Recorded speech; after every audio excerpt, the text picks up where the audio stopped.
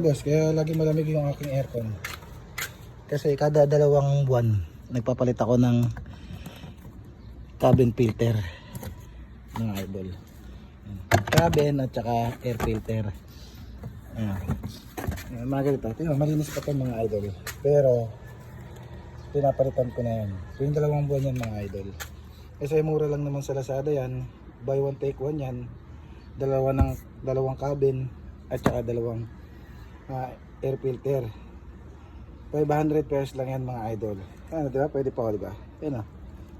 Pwede pa, pero papalitan ko na para yung aking compressor ay yung aking evaporator laging malinis, para at malamig na rin yung laging ating aircon. Yan. Dito kasi nasasala ang mga alikabok dito sa ating cabin filter, kaya dapat laging malinis. Yan ang aking sekreto mga idol. Hindi ko tinitipid ang aking sasakyan kasi ako rin ang gumagastos, kaya yan.